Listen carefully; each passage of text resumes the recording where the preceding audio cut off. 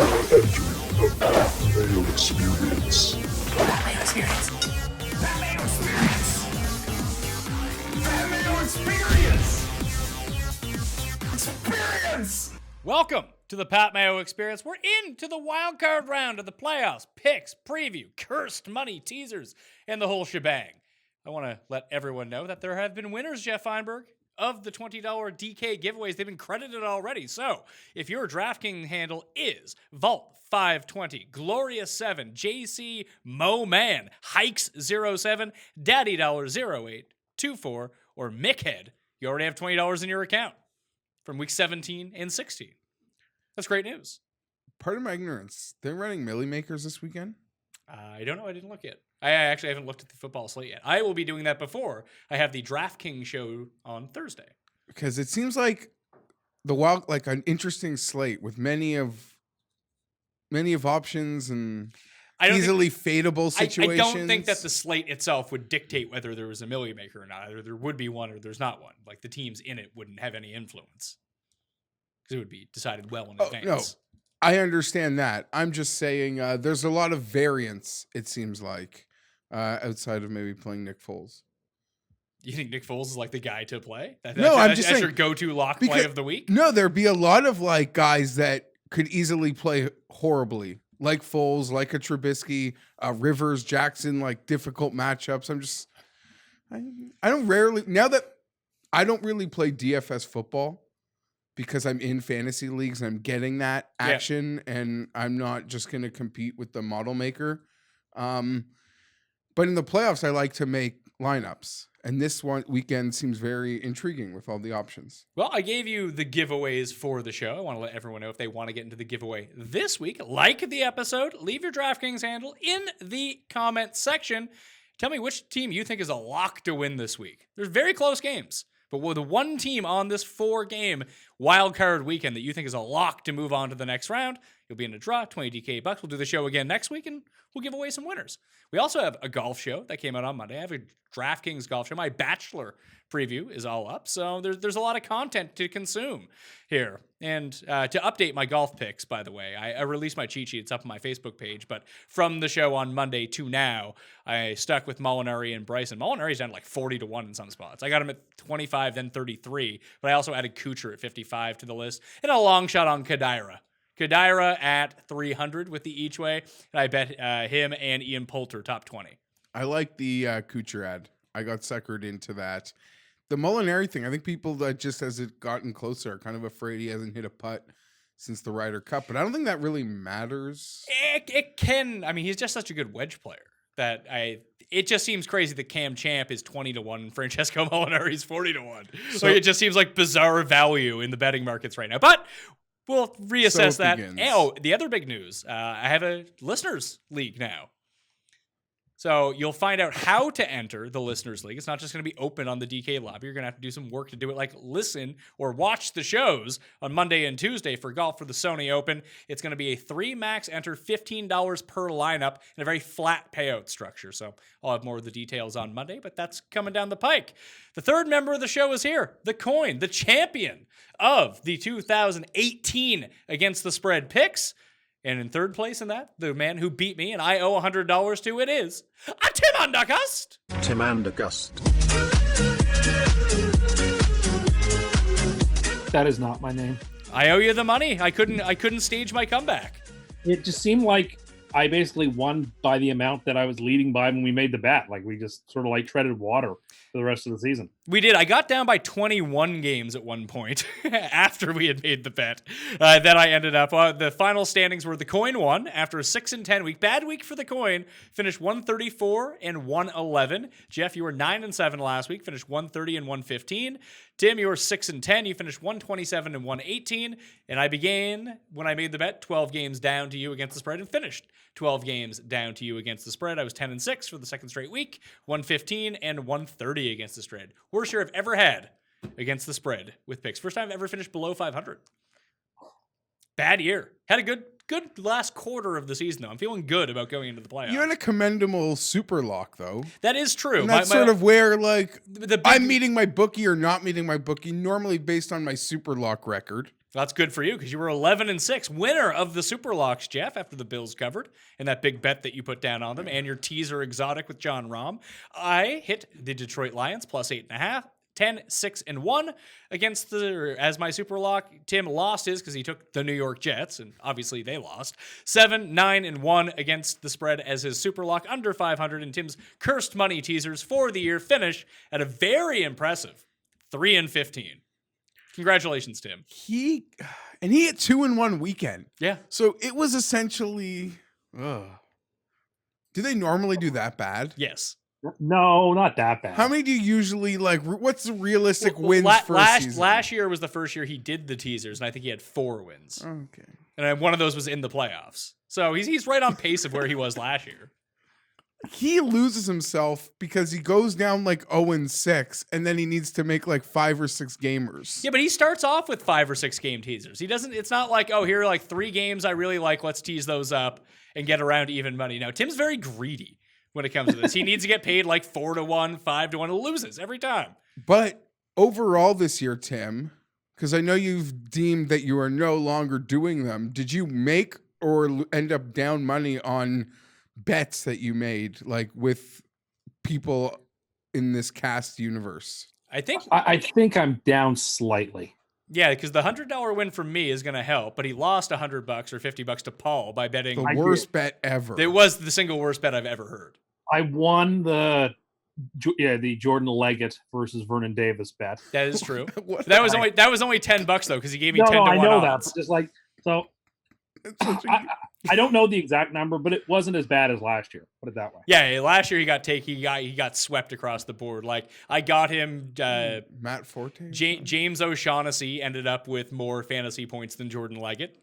That's something that I had a wager on with him. The 3rd string tight end on the Jags beat Tim's breakout player of the year. I also got Julian Edelman more fantasy points than Philip Dorsett.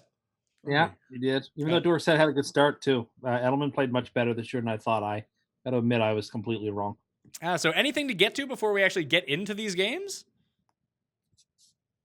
I don't have anything. Tim. Bad 2 days for Tim with Notre Dame and the Jets. Yeah, we're off his greatest day of the year though. Like he is the New Year's Day. Yeah, favorite day of the year, and picked an underdog to win a bowl game. That's a big day for you, Tim. 2 touchdown underdog. I thought it was 5.5. No, Texas was a 14-point dog. Like 13. When I saw when they were down 17-0, I went to go see, hey, what are the live odds on this? Even down 17 points. It was like 2. It was a pick 'em almost. No, Georgia right? was plus 105. Yeah, You could tell. Listen, Bevo the Longhorn was into it. That was the sign from the football gods that Texas was the way to play the game. The best thing of the weekend was there was a video that surfaced of Doug the Pug at the Titans game. They introduced him as a celebrity fan of the Tennessee Titans during the Sunday Nighter. And then Tim was like triggered because it's always been his dream to be announced as a super fan at a game to lead a chant. But Doug the Pug got to do it, not Tim. that's It's very actually annoying. dream years. Like Fisherman Ed. No, it's Fireman Ed. And no, not even to lead a cheer, just to be on the Jumbotron and get some applause. Like that, I mean, that's always been a dream of mine, to be like recognized and given my due credit and people applauding for me. But no, instead they give it to some dog who doesn't even know football. And I don't know how he even got into the stadium. He's a super fan. He's a local Tennessee celebrity. And clearly a bad luck jinx. The last time he was at a game before this, I think they got shut out. Now they lose this game to the Colts for a chance to make the playoffs. Maybe they should keep this bad luck jinx dog away. I mean, I don't think you should be one talking about bad luck. I mean, that's your thing. Are you afraid that Doug is now coming onto your territory of being a mush? I don't believe in people being mushes. But you just said that. But dogs can be? Well, maybe he is. Maybe he breaks the trend. I don't know. It's interesting, the coincidence that every time he seems to go to a game, they lose. I don't know. Which result surprised you more, the Notre Dame game or the Jet game? Oh, probably the Notre Dame game. I thought we'd be close. I didn't expect us to win per se, but I did think that You did say the Jets could win, that it was going to be a torch Yeah, passing well, I got game, fired up. and that's that it was your close. super lock on a Yeah, but that's NFL card. it's the pros, and on any given Sunday, any number of things can happen. And Sam is going to go into New England, and they're going to win. And when you look next year, top 3 in MVP odds is going to be Sam Darnold. The torch has been passed. To Herndon. No one saw it, but he made this pass to Herndon on Sunday. The Herndon drop, which was by far the nicest pass I saw all weekend. It was incredible. Like the Guess arm what? strength he had. No offense. Josh Allen made nice plays. Lamar Jackson made nice plays. Baker Mayfield made nice plays. And interceptions to end the season. Are you actually? Guy breaks the touchdown rookie record. We played 14 games. Tim's out on him. Bad. He's bad. Well, you calling him out for his 2-minute drill interception? No, I'm just saying, listen, when the lights were brightest, he folded, but he did that at Oklahoma too. Oh. So I guess I'm not surprised. I think he's a fine player, but is he the second coming? He's not John Elway. I didn't even mean to go here. So according to Tim, Baker's folding underneath the lights, but Sam Darnold is getting credit for drop passes down by 35 points. I just give him credit for the mechanics of the throw. Okay.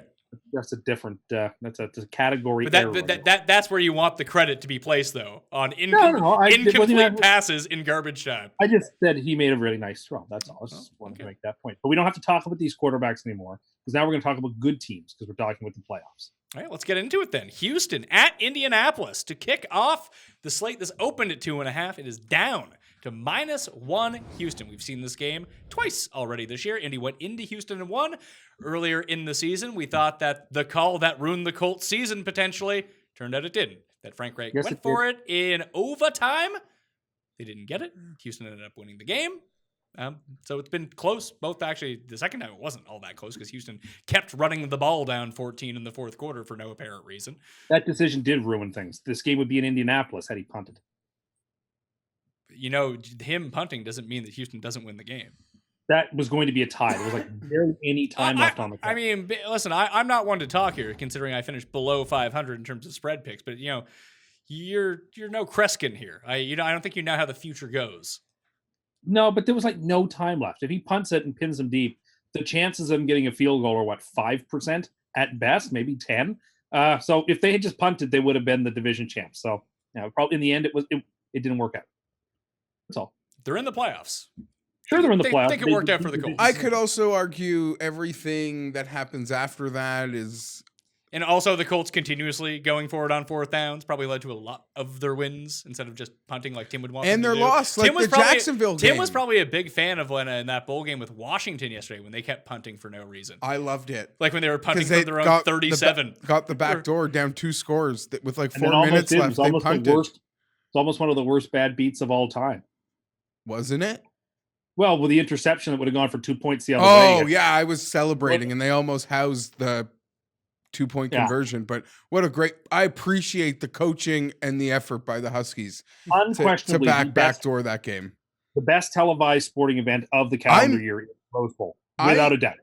To get off track here, I am so with Tim. This little guy from... a different country, the other side of the continent. I love the Rose Bowl. There's something about it that it is like if I had to pick the Rose Bowl or the Super Bowl, they're like blindly, I might just pick the Rose Bowl.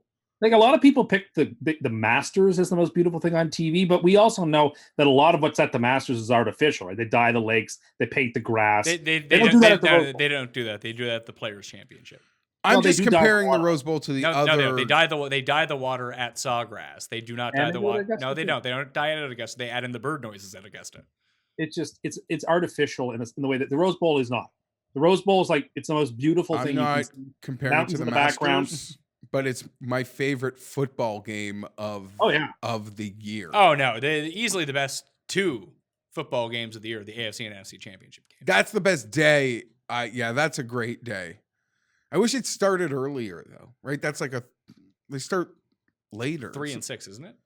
Yeah, I wish they. Yeah, they have weird times for the championship. I don't like that. You hate it? I don't like it. Because that NFC game, I don't need the 6 to 9 o'clock game. I'm waiting for the year that the Jets and Giants both get to host the AFC Championship and NFC Championship because I'll have to play them on back-to-back days. It'll be better. Well, you better keep waiting. Maybe not too long. Maybe not too long. That's your bold take that the Jets and Giants will both be hosting championship games next year. No, not next year, but I'm just saying both teams are moving in a good direction. I mean, when you can bring back Eli, you're always moving in the right direction. I'll say this. While the Giants landed on 6th overall, they potentially are the first team because no one in the top 5 will be taking a quarterback. Jets. That being said, every year we see a team trading in, and it'll be maybe a Jaguars, Dolphins race to trade ahead of the Giants. And I'm sure I'm not naming teams that should easily also be thinking of this. Tim was also very fired up in our text thread that the Jets have so much cap space. They'll get Brown and Bell next year. Well, I'm not saying it's going to happen, but they could afford it. They and the Colts are like the only teams that could afford it. I don't think it's going to happen. I don't think Brown's going anywhere. The Aditi, one of their really good beat writers, whose name you can't pronounce. I got her first name. I just don't want to butcher the last name. So if you know what I'm talking about, you'll just know. And if you don't know, you don't follow enough or care. That being said, I think that she seems very confident he'll be traded.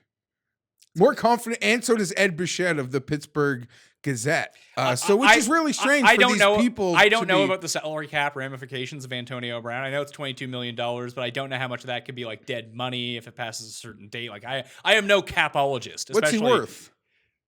What's he worth? In a trade. Oh, well, I asked him if he would trade the 3rd overall pick for Antonio Brown. He said yes. Not a chance. Yes, I would. He said he would. You can get one of the premier weapons in the sport to help develop your actual future under center. You don't have to give that up, though.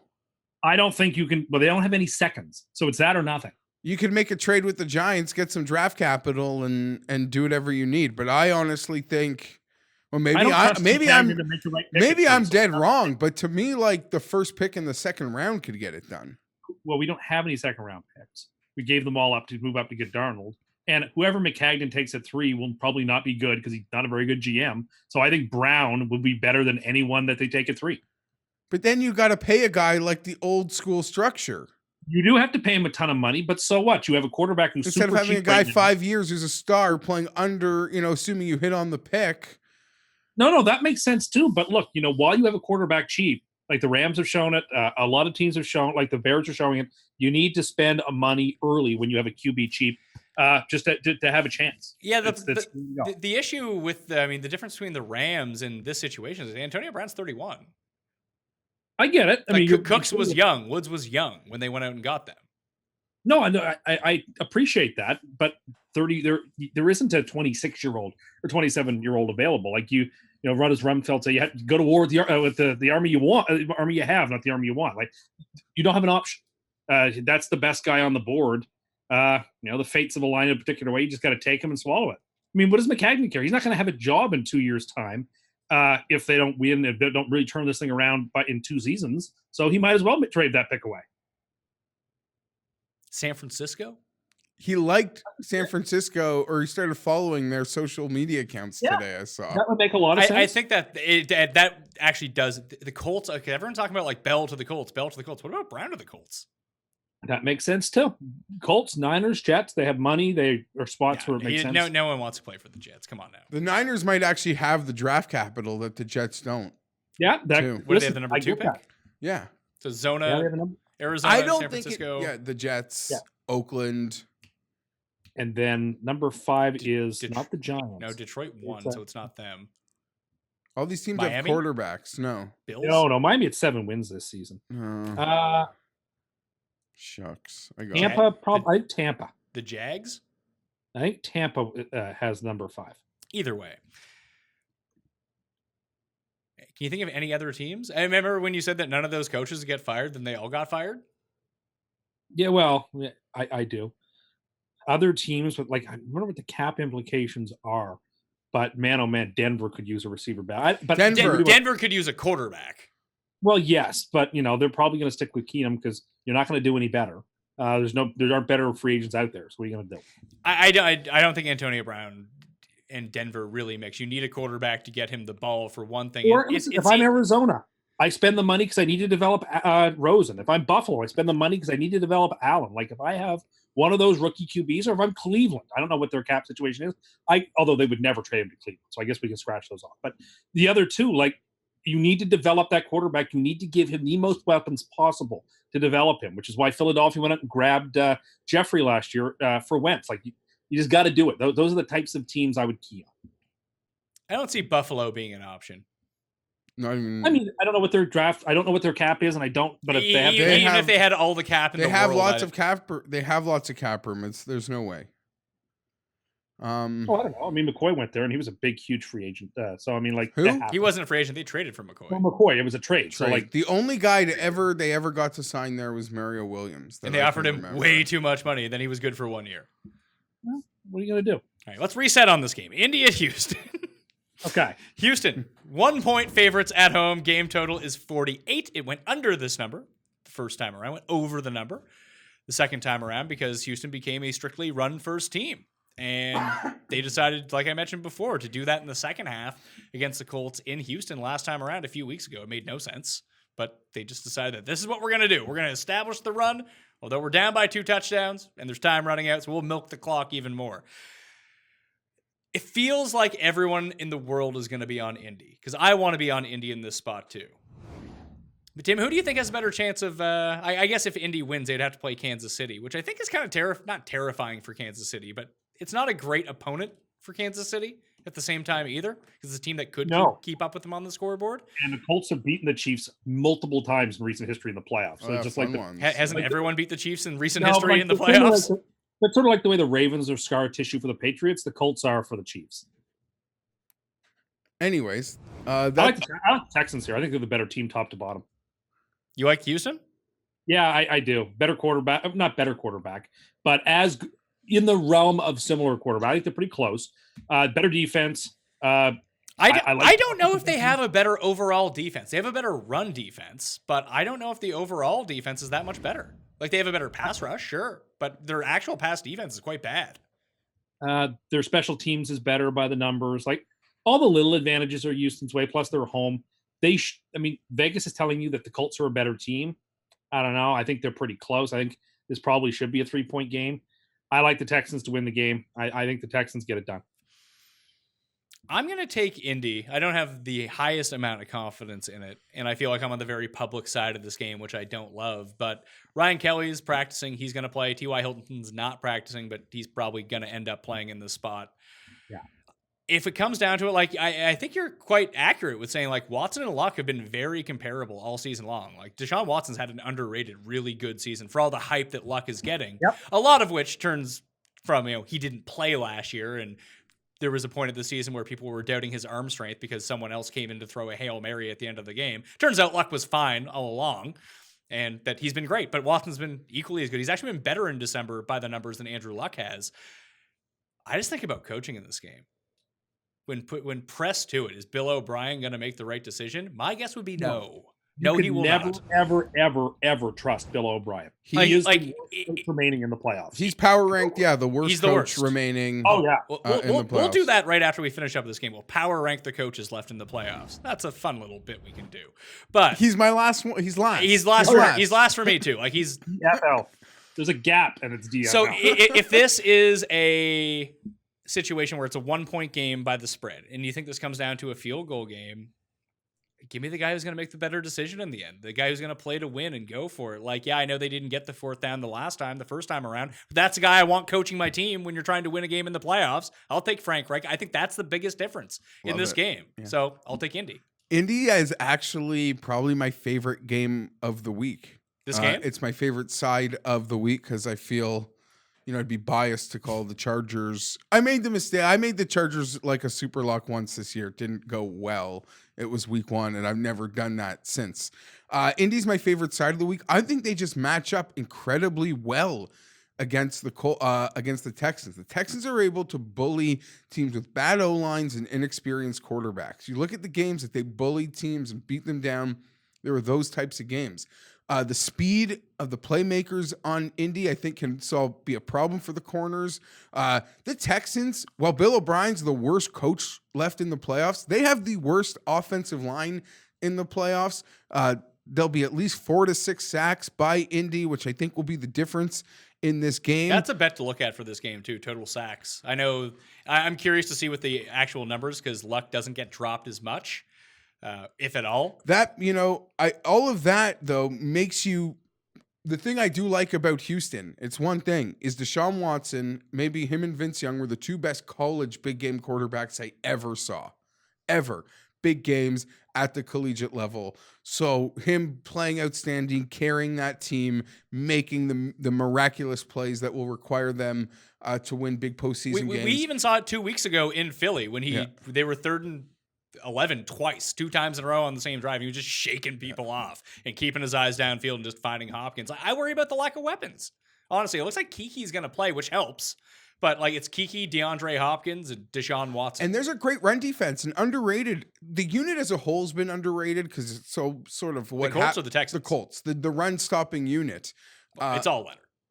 Sure, but I'm just the Colts as a whole, it's luck and there's a lot of factoring pieces, but they're not the same old Colts. They don't just give up those sacks. It's not like Luck running around with his head cut off.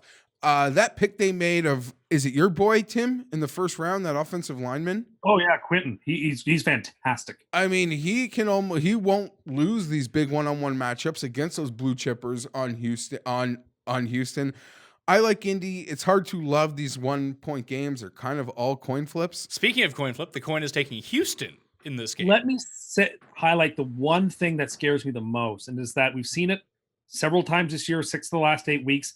Luck tends to throw bad picks at bad moments. He did it again on Sunday. 6 of his last 8 games, he's thrown picks.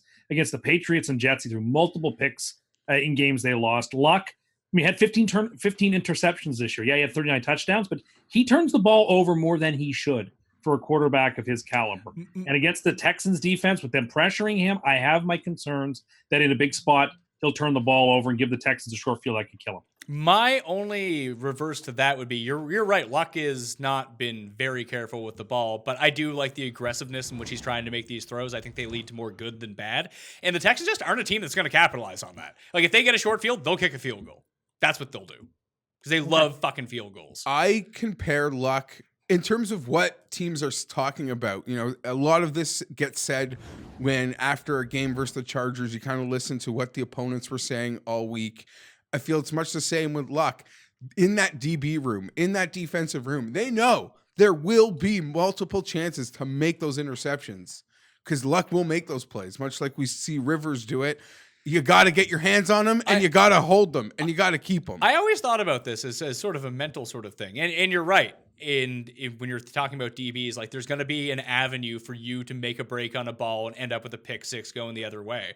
But we had a guy, to refer this back to me, he was known as in high school as our best defensive back. He had 10 picks. No one got burned more than this guy because all he did was go for picks. Sure. So you suck them in thinking that they can get them the other way. You put in the one pump and there's someone behind them. But I just mean even not that read play, just that ball. Yeah, Antonio Cromartie was the king of that, or Antonio Cromartie was the king of that. I just mean not even that play that you can hot read it and jump it. I just mean these guys are aggressive. They'll put balls up in the air that some quarterbacks won't. There will be opportunities for interceptions because it's such a big thing this week. We have Pat just this weekend, and 3 of the 4 games involve very young quarterbacks, one of them being a rookie, 2 of them being second years in their first ever game, playoffs. So you want to just take a road. Since 2002, I got every single guy making their first ever playoff start.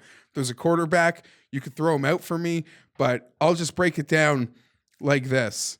The combined record of these quarterbacks, if I could not lose what I was looking at to ads, is, holy crap. Yes, sir. Well, I saved this one. You're a regular Tim with technology here. No, just give me a second. That was really freaking annoying. So straight up, all these guys since 2009 are 4-29. And that's just first time quarterbacks? Not first year. Just your first playoff start. Okay.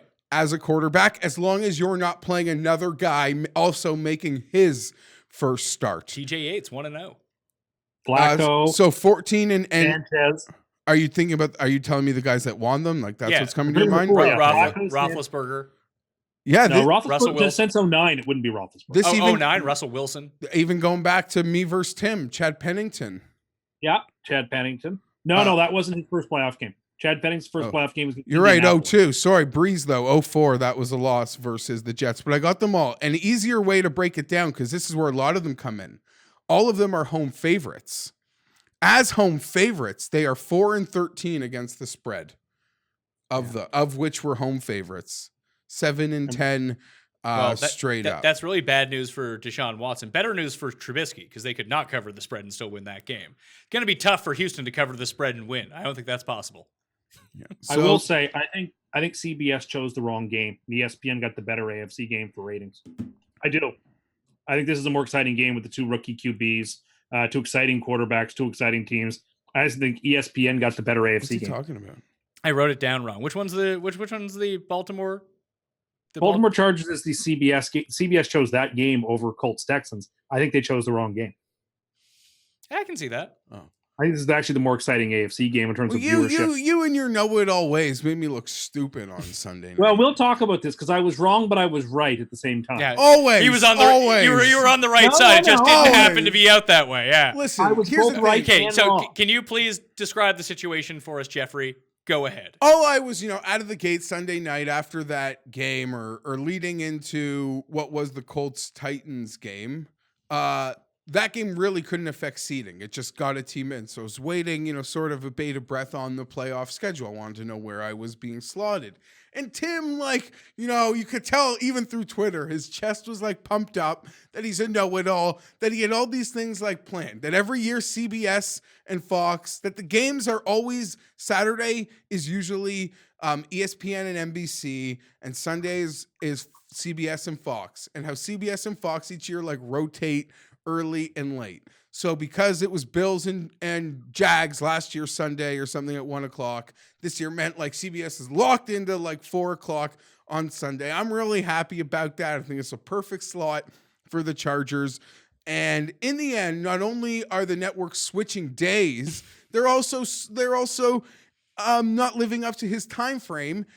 On top of all of that, how do I put this? He's very, as much as I know that can be wrong about, which teams or players he'll predict to be good. Or just things in general, like saying I know that that Olive he's Garden really, is a taste of Italy. I know, he does have a PhD.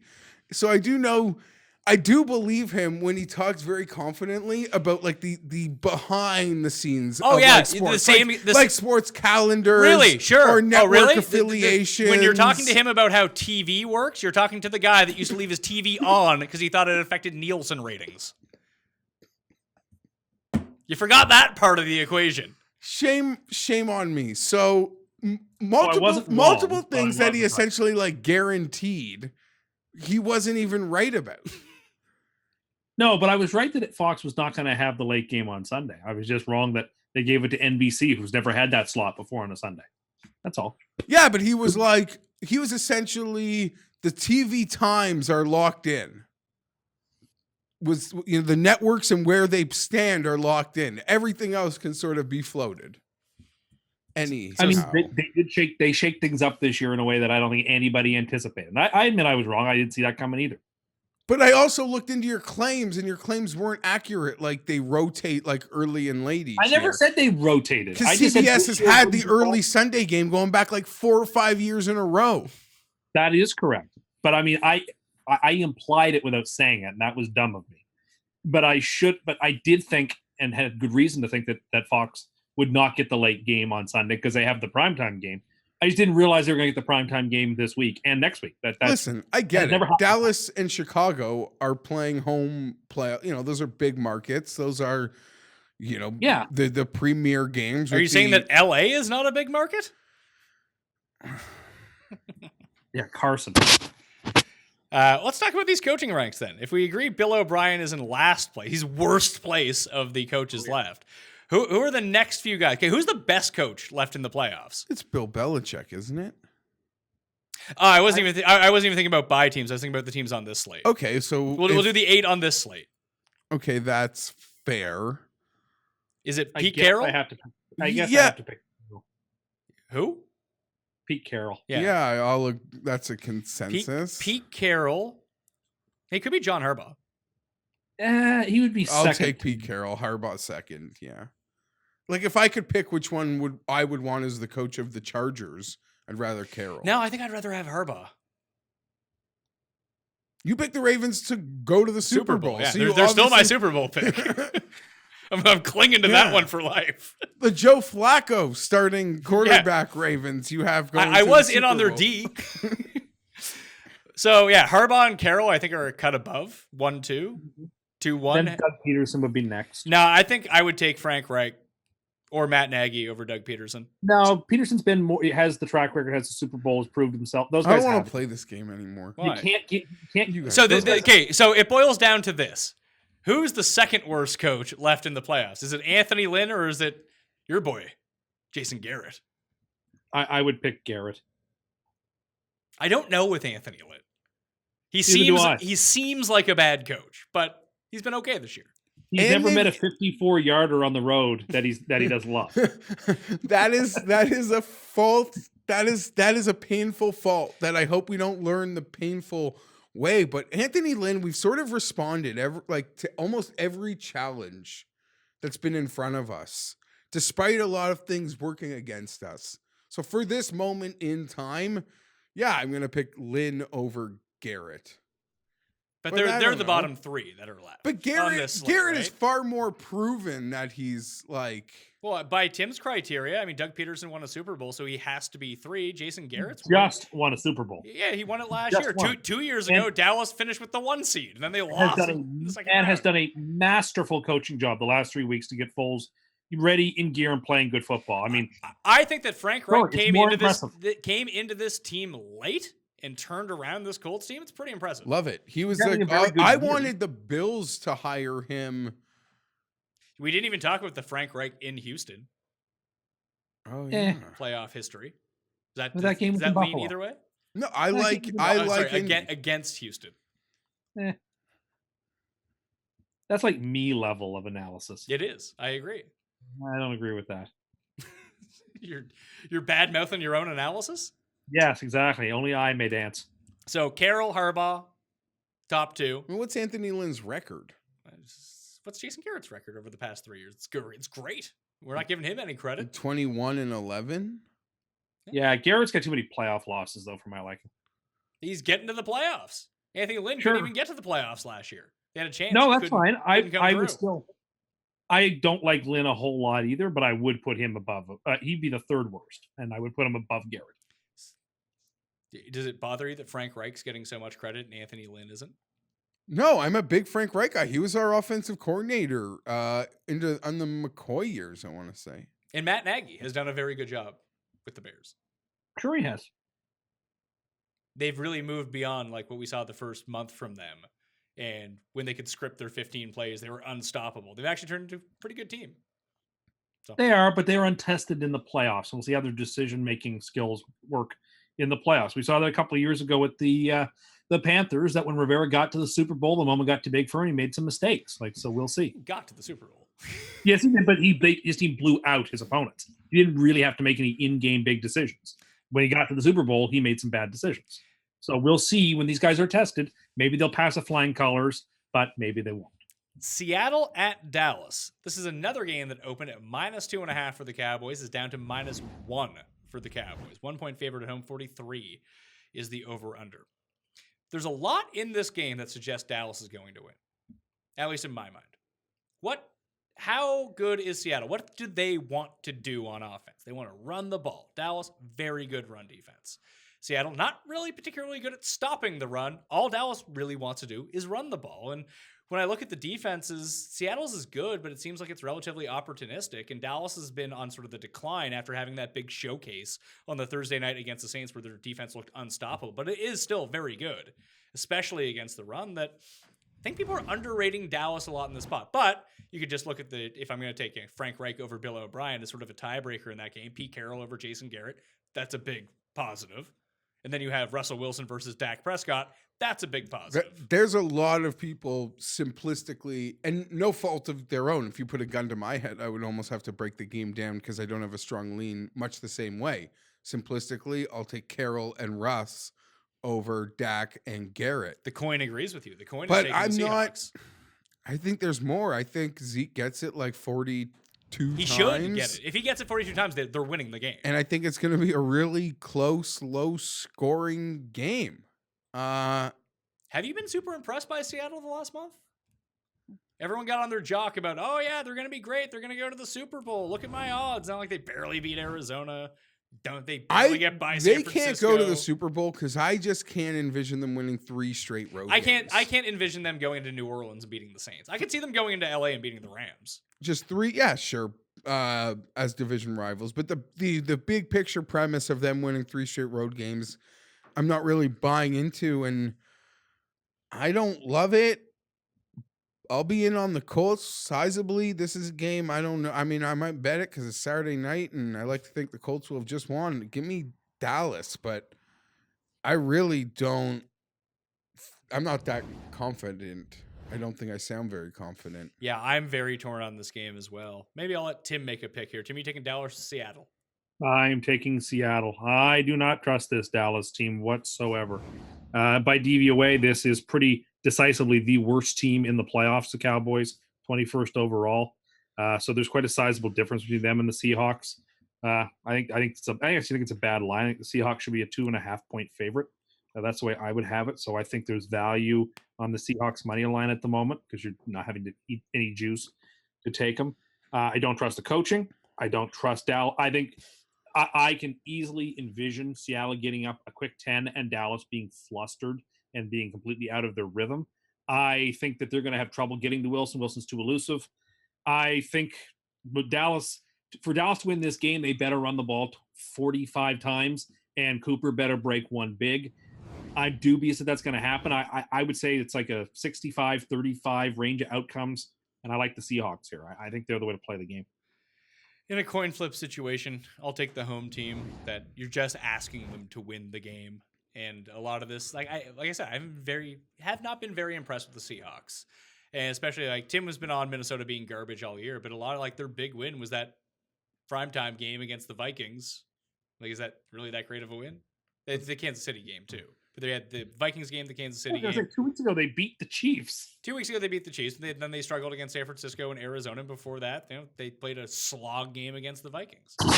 To me, the Dallas defense might be Russell's the best player out there, but the Dallas defense is probably the best unit in this game, and it's the pass rush.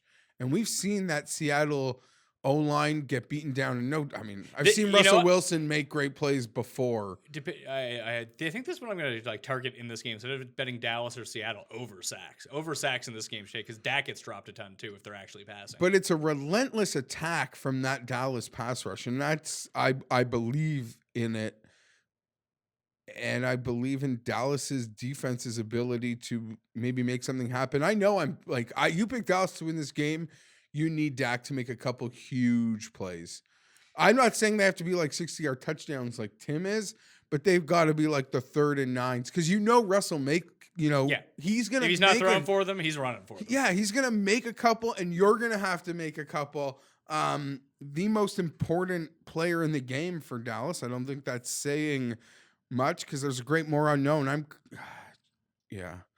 I don't know. I'm just almost fading the blind aspect of like everyone in my little circle. Everyone I've talked to loves Seattle. Is blindly on Seattle because like the easy to dissect coach quarterback comp.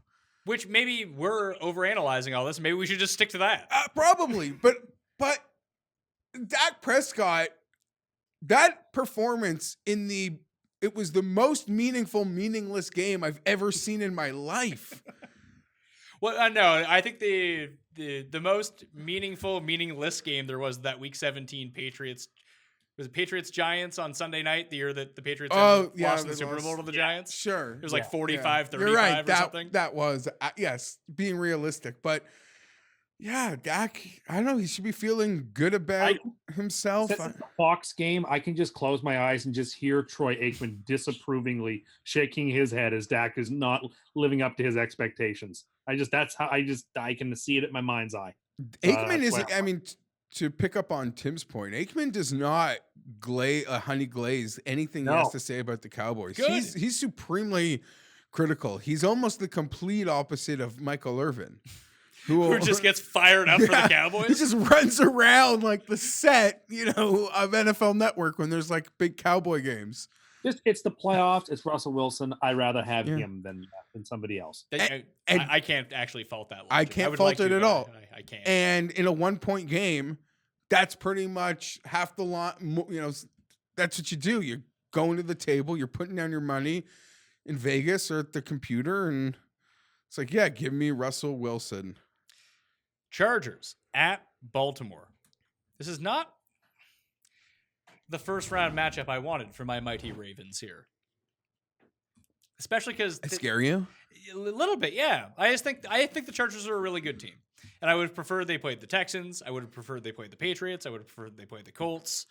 Obviously, no one wants to play the Chiefs. That's the team you really have to go through. But of all the other teams in the AFC, this is the team I would have wanted to see the least for this team in general, just because I think that their offense can get going enough.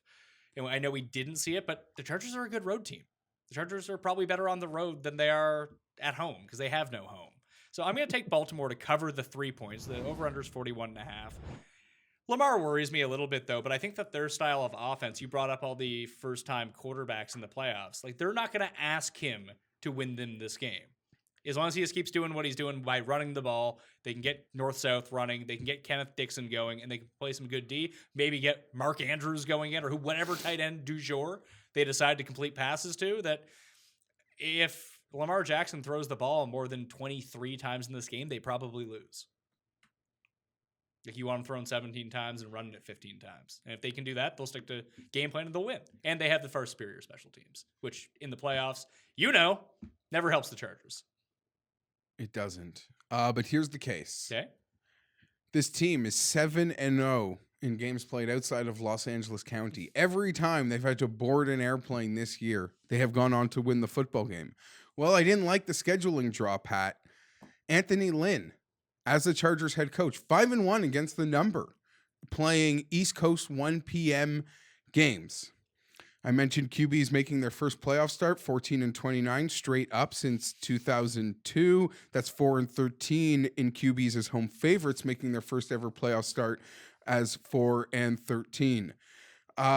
We have the honor of being the first team to play this guy twice.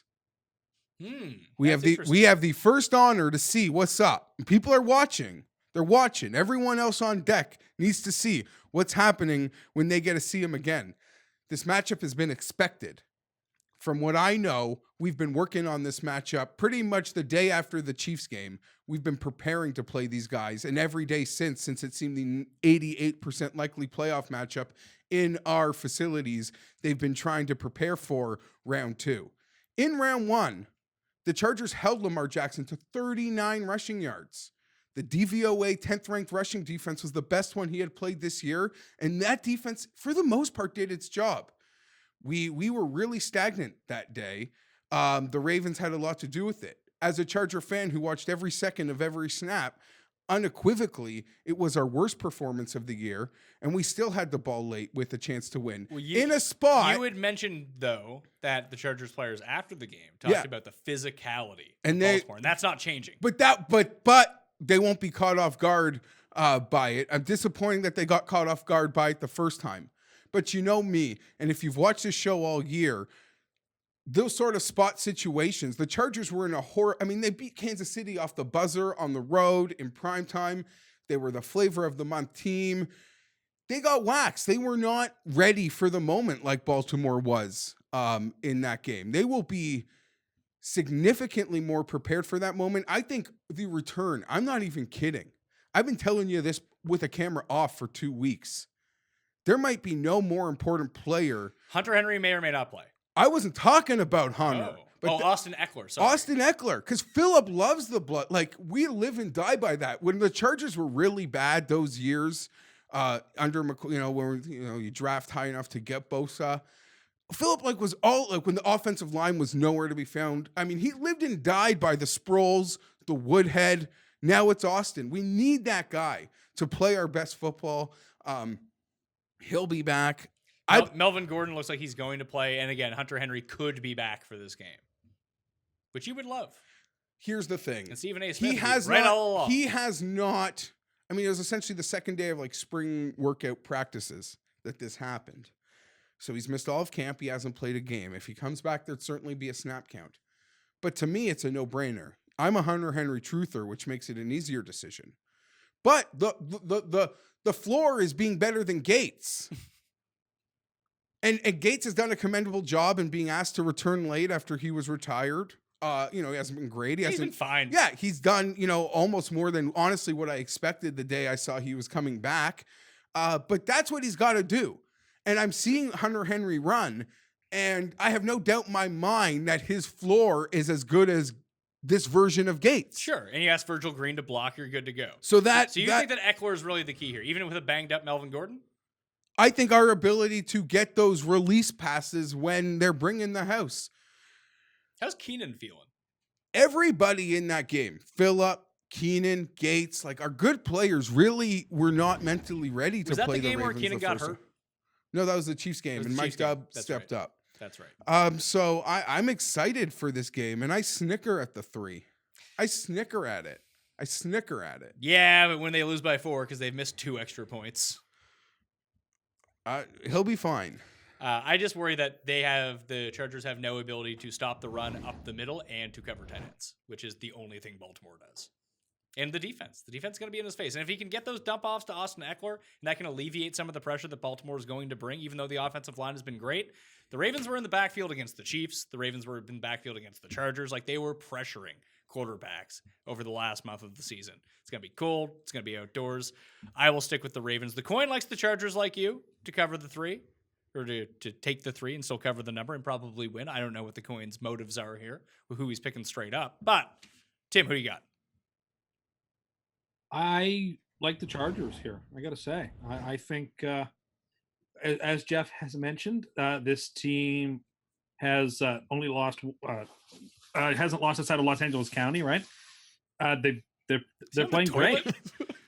No, he's definitely not on. He's definitely not on the toilet because he wouldn't have his computer in there because it would be too icky. I had myself on mute. Because I was trying to look up the referee for this game is Cleet Blake. Cleet, who did the game? That guy did. Listen, I'm a big fan of Cleet. He might be my favorite in the league, but I'll say on that Saturday night game, I was not my favorite Cleet. You should probably get the refs that were in the Pittsburgh game earlier in the year. Those are the refs you want for the Chargers. Because the Chargers didn't get a lot of calls, so that might. But I think people know that, and it might swing in the Chargers. I mean, the Chargers got no calls in that Saturday night. No, but that may have been a reaction to them getting every single call possible against the Steelers. Very fair. I think it's an advantage that the Chargers played this team recently because they have had recent film study of Baltimore. It's not like they played them week 4 or 5. I think that's a material advantage for the Chargers. I don't think traveling matters a great deal. I think the Chargers can play the game any way that the Ravens want. I think the Ravens are very one-dimensional. If the Chargers take away the running attack and compel Jackson to beat them in the air in a playoff spot, I don't know if they can. And, Geoff and I were talking about this too. The Chargers have lost 1 wild card game in the last 15 years. This is not where they go out. Phillips never lost one. I think you're going to see. Phillip hasn't lost. I think you're going to see Baltimore. If they get the ball first, they take the ball. It's not that we're going to take the ball and we're going to score type attitude, but I think they come out throwing. That's what I would do. Just come out and just start taking shots down the field on the first drive. I want to play defense first. Just catch the Chargers. I want to play defense first because they're going to be committing so much to stopping the run that you're going to be able to cut. There will be opportunities to catch the Chargers with their pants down in this game. If Lamar can take advantage of that, they're going to win. But the thing is, they can start slow. I mean, the Chargers have started way too slow the last few weeks and have managed to come back. We played literally our worst game of the year. Now, did you play the worst game of the year because it was a letdown spot or because you played a really good defense? I think a total combination of things, but it was our worst game of the year, and we still had the ball at the 30 ready to go win like we do. Yeah, I agree. That was our worst. If we had played well, I would be really concerned. But, I mean, listen, I'm nervous AF. I got a bit of a Wednesday zen. Woke up Monday, Tuesday, really nervous. Got a bit of a confident zen now, and I snicker. You like the 3? I snicker at the 3. I snicker at it. Well, Tim, you should be picking Indianapolis to win. Because I think both No. both these teams beat New England next week, and I don't think Houston does. Maybe. I don't even want to talk about that game. The more I thought about it, the more I think the Texans are well constructed to go at the Patriots and go at Brady. Do you want to know the honest to God's truth? I don't know if we talk about Reich versus Bill O'Brien. I don't know if I like Belichick versus Bill O'Brien. Every single team here, to me, has a 53-man versus 53-man advantage on the Patriots. The problem is there's 6 days where the Patriots can prepare. But 53 versus 53? The Patriots, like, if you didn't know the teams in the aura, you'd probably power rank them near the bottom of teams left in the playoff. Probably, but that. And I mean that game is 1 o'clock next Sunday, so the Chargers have to play back-to-back 1 o'clock early games if they were to draw New England. That would be a bad break. I'll take anything. I mean, I'm in a coin flip right now, so I'll take freaking anything. But I don't think you're going to have to, because I feel like. Oh, that's so reassuring, guys. The Tim doesn't think I'm going to have. No, I think you'll be. I think the winner will be going to Kansas City, because I think that the Texans will take care of it. Yeah, we know. I got my teaser. It's an AFC teaser. All right, we have another game left. You can say that at the end when we do the teasers and the picks and such. But there is another game, shockingly enough. If I can't beat Lamar with 2 tries, I can't. I don't deserve to get a play. When you're playing the Ravens, you're not just. I think that's a mistake that all these teams have made. When you're playing the Ravens, you're not playing Lamar. I understand. You're playing this Harbaugh system that he's put in place, where all facets, the offense under Lamar has been really good. They're running the ball 61% of the time, but it's been very effective. And they'll go for all those 4th and 1.5. Of course they will. That Atlanta game, they went for everything. I don't expect Harbaugh to make a coaching mistake. I never do. I think he's a very, very good coach. I don't disagree with that. And he really enhances the strength of all of his teams. You know his special teams are going to be good. They are good. You know the defense is going to be good. They are good. And the offense shouldn't be good, but it is. Just all 3 levels. It's not good. It's efficient, and it does exactly what it needs to do. The offense is good. You can just imagine Lynn getting the ball to start the game. And I do not. And electing what? 51-yard field goal on that first drive. 4th and 2, and he goes for the kick, and it goes wide left in the cold. Or they like punt from Baltimore's 43 or something. I've already decided I'll have to watch this game alone. Okay, I am with you. Because this is like this could turn into waterboarding. Jesus. Well, how you described that first drive, that's like torture. Like them you picture them receiving, going 3.8 a play, and 11 minutes, 19 plays later, it's 7-0. Oh, I see it. I can see something. Even the Ravens get the ball first. You know, it's a touchback, whatever. They have the ball on the 25. Gus Edwards is on the field. All of a sudden, you think they're going deep? All of a sudden, they line up in their formation. Boom, Gus Edwards right up the middle. Jackson keeps it, turns around. There's Chris Moore, who's on the field for some reason, just wide open, no one around him. And Gus Edwards does his best Sean Green impression by rushing for 10,000 career yards.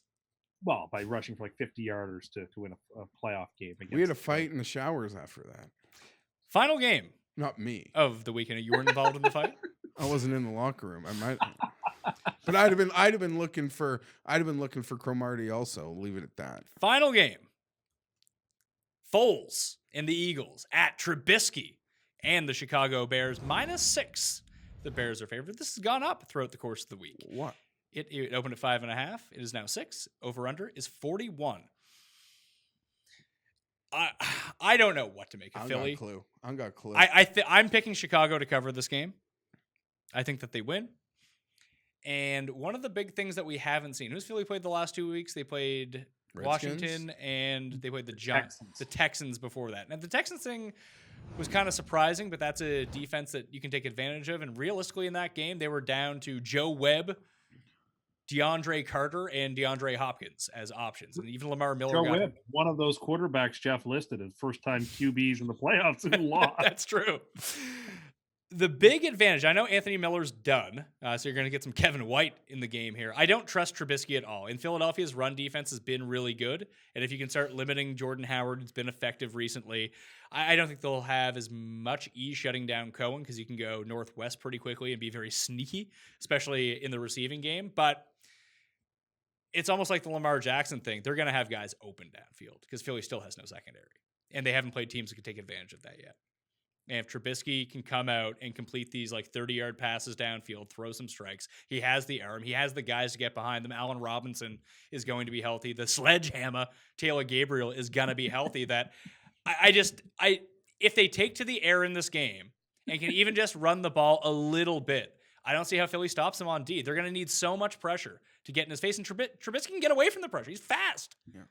That Trubisky on 3rd and 4, he just can get it with his feet. Yeah. Half the time. If he wants it. And Foles, I mean, I'm not buying. I mean, I am buying I believe his ribs are injured, but I don't think it's going to be like affecting him too much in this game. That feels like Philly's playing on fumes, and maybe I'm just not buying into Philly's got magic, Foles got magic. I think it's the end of the line for them. I think the biggest concern for me as it pertains to the Eagles, which I think a lot of people who listen, my record going against Nick Foles is bad. Is atrocious. Is atrocious. I took Washington last week. So take that for what it's worth.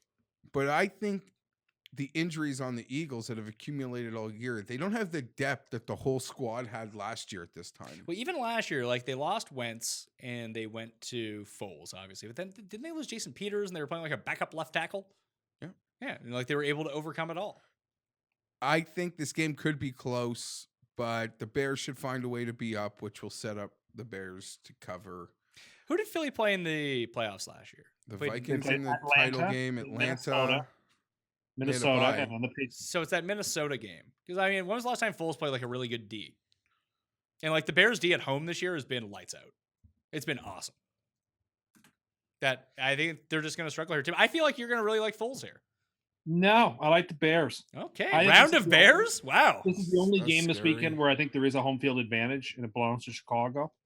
I think Dallas has a home field advantage. No, I think they have none. I think the only team with a home field advantage in this game is in this. The Ravens 1 o'clock in a cold East Coast but game? you know the Ravens are not known as they have had good records at home, but at the same time, I don't think the Chargers are. I think the Chargers will be unbothered by that in a way where I think the Eagles will be nonplussed going into the Bears, who haven't had a playoff game in a very long time, with a team that not only is good but plays the way Chicago wants them to play, tough-nosed defense with exciting, quick players on offense, but still predominantly sort of a physical team. Freezing cold, apparently in Chicago on Sunday. I just like the way the Bears are playing. I think Pat is mostly right. The Eagles are coming in on fumes. That things did kind of break their way and get lucky. So, listen. In the end, I think the Bears did not need to play anybody last week. Really, once it got out of hand, they chose to put the Vikings down and I liked that because that shows they don't care who they play in this game. They think they are, and they're right to think they're going to be the better team in this game no matter what. So let the Eagles come into town. They'll beat them. I think they will. I really, really, really like Chicago in this spot. Round to Chicago. Coin agrees.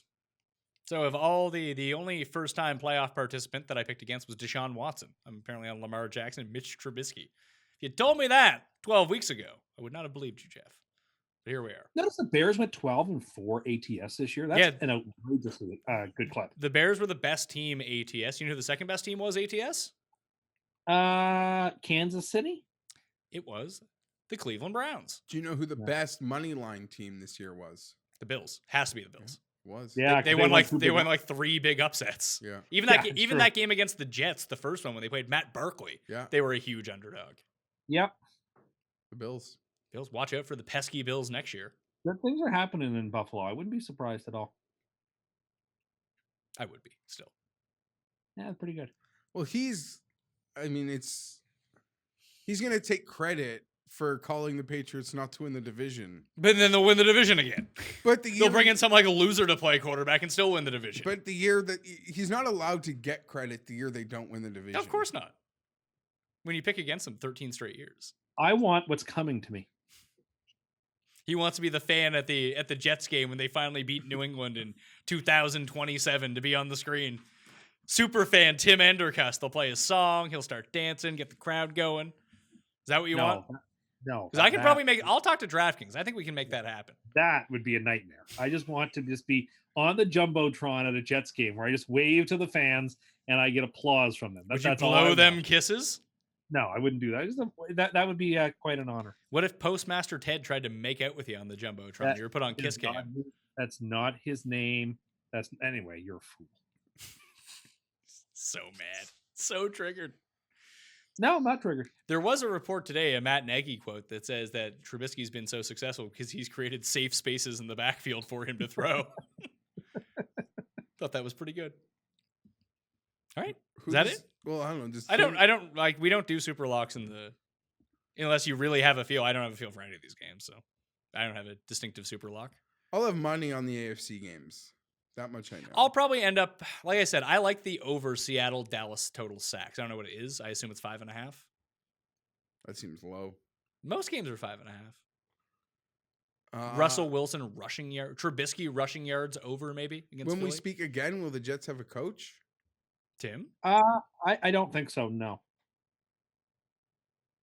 I think there's guys they want to interview in this stretch. So I think they'll wait a couple weeks. No rush. There's absolutely no rush. Is Jim Caldwell a viable coaching candidate, or are people just interviewing him to get past the Rooney Rule? No, I think people do see him as a viable coaching option. I mean, he's been interviewed by a couple of teams. He's been a very successful head coach and offensive coordinator everywhere he's gone. I mean, whoever hires him will have done themselves a lot of service. It just seems like he's in the running for all these jobs, but I don't think he's like a serious candidate for any of them. He's really good. He's going to be like Arizona's coach. The only year Flacco was really good was when he was their OC and they won the Super Bowl. You know, he took the Detroit Lions to 2 playoff games. He took the Colts to the Super Bowl. Like, he's been really good. How come this Ravens defensive coordinator isn't getting any hype for head coaching jobs? I don't know. Well, Because this is, as your boy, Tim's boy, Salfino, I don't know. has He's Tim's boy. You both love Sam Darnold. Make excuses for Jets. We had a fight about cookies last night. You had a fight about what? About cookies. Oh, really? Did he include Trump in the tweet too? No, funnily enough. I just commented that soft cookies are better than hard cookies, and he seemed to disagree. That is a good take by you. Soft cookies are better than hard cookies. Like if you go to Subway and you don't get like a fresh out of the oven like soft cookie, you're pissed.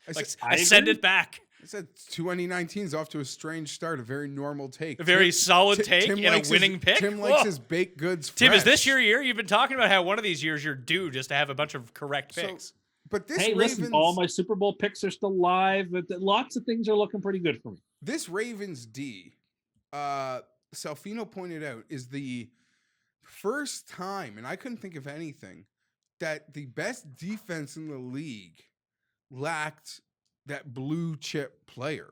Isn't Chicago the best defense? Yeah, Chicago's the best defense, and it has Mac. The Ravens are the best defense in the American Football Conference, but they're not the best. Well, I don't know what metric he was going by. I don't know. Is Salfino more fake news than Trump? By DVOA, they're the third best defense. Who's second? Buffalo. Let's go, Buffalo. Didn't make the playoffs. They'd be a fun team in the playoffs. They'd lose by 30. They were there last year. They were not fun. They were not fun whatsoever. Nope, that is true. And that game was played to my liking, but very few other people's liking. See, that wasn't even a good defensive game. Just both quarterbacks were inept. It could be the Philly-Chicago game could be like 3-0 going into the fourth. And it could be good defense, but it wouldn't matter. People would still say, oh, it's just bad offense. Because you see, the defensive players don't get paid. So when they make good plays, it's all because of bad offense. All I remember about liking so much about that game is the Jaguars played so poorly and won that the perception was they were horrible. And then we got to bet them me against and Pittsburgh. you loaded up on them on versus them Pittsburgh. And Tim made one of more than a free money proclamation. Oh, don't worry. In the best of cuss from 2019, I've been cutting clips. That's one of them. For sure. He went back to back free money. He called Kansas City over Tennessee free money in round 1. Then he called Pittsburgh over Jacksonville. You were putting Masters picks with that. And then later that afternoon, I was bragging to Geoff about how I nailed the Saints-Vikings score seconds before the miracle. It's true. But then I picked the Eagles to win the Super Bowl, so it wasn't all that bad. You went 1 for 10 picks. Wasn't that bad? I'm going for the 11-0 this year against the spread. Okay. That's the goal. Well, you're currently undefeated against the spread in the playoffs, so it's a hot start. He doesn't have a teaser or anything? I have a free money line parlay. I don't like the teaser this week, so we're going to money line parlay 4 games. And okay, so the teaser is retired. This will not count to your teaser record. No, it's just a. There's no teaser to have here this week. Maybe next week we get a couple of bigger spreads. There'll be a I tease completely play. disagree because there's a 3 on the board, which means you can get the Chargers to 10, which is almost feels as safe as teasers make. Yeah, them. but then I don't want to tease. I guess that you could tease the Bears with it, but I don't want to tease either of the AFC games. So, or I don't want to tease the Seahawks All right, or well, the. give me. I like that you won't tease any of the games. You're gonna play a money line parlay. Oh yeah, we're gonna connect the Texans, Seahawks, Chargers, and Bears.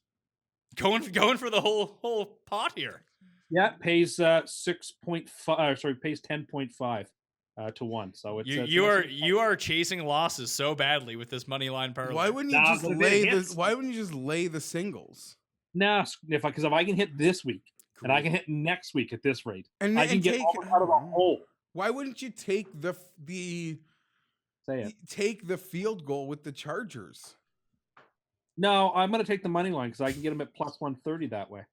So, this is how you don't bet, by the way. Whether this wins or loses, this right here, chasing your losses and not even taking points in some spots, that's how you lose more. That's how you end up declaring bankruptcy. I should let people know that odds and lines are subject to change, and to see the website for actual odds. And if you or anyone you know has a gambling problem and wants help, call 1-800-GAMBLER. It's called pressing, and sometimes you need to do it. You usually press when you win. No, not always. I think you got to press when you're behind. This to is when catch you're up. digging up. Yeah. Actually, this is what they call digging up, Tim. Yeah, well, you know what? I don't care. When it hits and you all say, oh, wow, Tim knew what he was talking about. He gave the people free money. 2019 is his year. You can rewind this tape. Even if you hit this money line parlay, you're still going to be down money. And Then I hit it the next week, and then it'll be like 10-1, 10-1. And then I'll be above par. Okay, then. So, Geoff, you have a teaser for us? I'm going to tease the Colts, which I was able to get the 1.5 on the 7, but 8.5. It's all the whatever. We'll give you 8 on Indy, and we'll give you 10 on the Chargers. 10 on the Chargers, and I'm really think I'm going to be a sucker to add the Bears to it. Yeah, sure. Add the Bears. You don't need to add the Bears. You can do a 2-game tease. Okay. You could have added Billy Horschel's each way because that's a guaranteed winner too.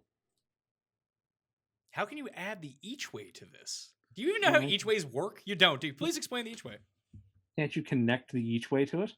Please explain the each way bet, Tim, since you're giving it out as a bet. Well, that's his pick to win, Billy Horschel. I don't know. Yeah, I more don't I thought about it, the no, more I think that's the way to play it. Yeah. Okay, then please explain how the each way would work with this. Well, the each way is if he finishes in the top 5, you get a percentage of your bet. Mm-hmm. But you can bet that. I actually don't know whether you could actually parlay him with that. I'm not sure. But But you're going to give it out as a bet? Now that I'm thinking about it, maybe I regret having said that. Let's just delete this. Okay, so Billy Horschel top 5. Why don't you add that to your parlay then, buddy? No, Yeah. I'm not doing. No, I'm not. No. Last week you talked me into adding the Irish. Yeah, at the very end. it didn't matter, Tim. No, it didn't. But it was still wrong. I believe, quote, there's no... Okay, you called Notre Dame against the spread free money, and we gave you an extra 7 points to tease them up. This goes back to last year when you bullied me to take the Jets against the Buccaneers. You called it free money. You said they were going to get shut out. So I just suggested the team that isn't going to score should be on your free money ticket because they're not scoring. Just all these late ads tend to do me in each and every time. Also, there's no quote. There is no way the Jets lose by more than 20 this week. I know what I said. And also, he also teased. I believe he teased the Packers down to a pick 'em, just so all the Packers have to do is beat the Lions. It's not a problem. Well, who knew that Rodgers was going to get concussed and that Kaiser would be abandoned by his coaching staff and throw a bunch of picks and not be prepared for the game? You could tease an over/under with yours, Geoff. Yeah, I don't. I kind of like this +8, +10. I'm not really into. The first half under for Bears Eagles would be a good way to play that if you're looking for an over. I think I would tease the under up in. I think you could almost play that both ways. Because I think that the Indy Houston game goes over 41, but I think it goes under 55. I think 48 is a really good number for that. Yeah, Just because Indy plays the high pace of play, but Houston runs the ball so much that it mitigates. They missed it by a point last time. I remember I bet the over at 47 and went to 46. That's interesting. Tease that one either way. It's honestly hard to see any way like a teaser Charger total to hit the over. Now you tease that down to 34.5. I mean, what was the final score of the game last time? 22-10? Yeah, but you could argue the 6, there was like a late late touchdown return. Very interesting, Geoff. I mean, that game was under like by the end of the first quarter. But also Baltimore was leaving. That's a risk with Baltimore and Indy. They will leave points on the board in the desire for 7. True, but if the Chargers jump up in this game, let's say they get up 10-0, then I think the over probably hits. Like if Baltimore can control the pace of the game and do what they want to do, the under most definitely hits. Sure, of course. If the Chargers play their style game, the over hits. So, anyway, that will do it on the Pat Mayo Experience. Thank you for being here, Geoff Fienberg. Merry New Year. Merry New Year. Hopefully, we'll have a show next week. Maybe not. That wouldn't be the worst thing either. It would not be the worst thing. Maybe I can get Gary in to come in and sit in my spot, and we should. You guys can do that. I don't know what we're gonna do for golf. That's my big. We know when to host the golf show. I'd get Gary, but he doesn't know anything about golf. I get Tim, but he can't host anything, and he knows nothing about golf, including how to bet on golf, as we just found out. But I know winners, though. I'm gonna have a good one and done. Did you enter the one and done yet? I entered it this afternoon. Perfect. Thank you, Ken. What's the deadline for that? Sunday to get in the one and done. If people want to get in it, I think it's over 1,700. I think there was 2,000 by this afternoon. Wow. I'm already looking forward to the Draftkings this week. What Draftkings? For golf. Oh. I mean, this is actually like the least fun week to play Draftkings golf, but sure. Yeah, but I'm going to take guys no one's going to have. I mean, the field only has 34 people. Everyone's going to have everyone. But there are guys like Kadira, who or Michael Kim, that I'll probably put on my team. Maybe both of them. So was the guy with Dustin Johnson. Everyone who plays Dustin Johnson and Justin Thomas are going to have those two guys on their team. Maybe. You don't know that to a certainty. That's the only way you can get them in. How much money are you leaving on the table with your lineup? Oh, I don't like to leave a cent on the line. Yeah, so you have no idea how to play these short slates for golf, do you? Hey, so you're taking it's a 29-man field? 34. 34-guy field, and you're leaving no money on the table, and you think you have some original lineup? Well, I mean, I hope it's original. Maybe it won't be. There's zero chance. Obviously, when there are more players in the field, it'll be you can be more likely to not have the lineup anybody else has. That's gripping insight, Tim. Thank you. These are all test runs for the Millie Maker for the Masters when I intend to play and win. Tim has guaranteed himself winning the Millionaire Maker this year. I have not guaranteed it, but I'm setting it as a goal. That's an objective. He's going to play one lineup. He actually has some DraftKings swag, because didn't he actually have a really good DraftKings football season by his standard, or by normal standards, or his standards? He started. No, he had a really good season by in the 11-man, 14-man whatever contest in your home. He won back-to-back weeks, and then he kind of fizzled out a little bit. I cashed every other week. Every other. Week. Of the 11 weeks we played, I think I only didn't cash twice. I don't think we did 11 weeks, man. Or maybe whatever week we started, week 8, week 9, something like. Anyway, I did have a good stretch. This is all just getting a bankroll up for golf, where I feel like I'm going to be able to take advantage of golf. Tim and his strategery taking advantage of the golf slate. Next week is the week to get into it. You can join. I will. You can join the Pat Mayo Experience Listeners League. I might. You should. $15 to enter, 3 max entry. Although I'm going to describe how you have to enter on the show, because it's a private contest, and then you'll probably fuck that up, so you won't be able to get in. You could just send me the link. No, you can't send the link. That's the whole thing. You could send me a link. No, I can't.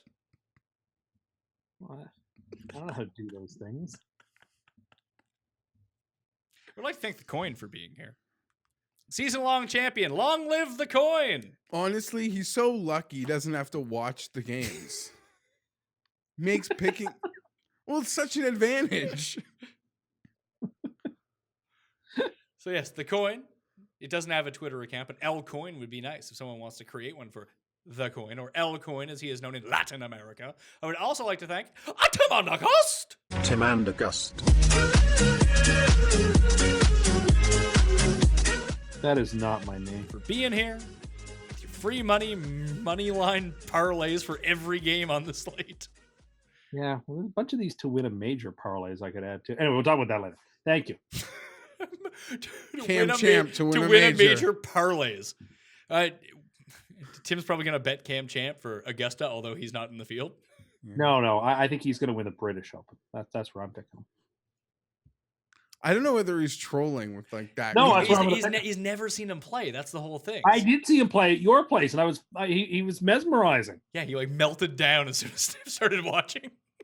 Well, he was just a very good player. I mean, he's no Brooks or something, but he's a good player, and he doesn't When get did his he due. see him win? Where he held off No, it was- Corey Connors? I believe, was it that week you were here? But like he melted down. Like he was up a lot. Then he. No, because he melted down the 2 weeks after that. But even the one he won, like he was up by 4, then it became Then came tied, back. and then he no, sort of it wasn't rallied that late. week that Tim was here. The week that he won, because I watched Then that. the so I was like, Mayakoba with Kuchar, maybe. No, yeah, was it the Kuchar week, Tim?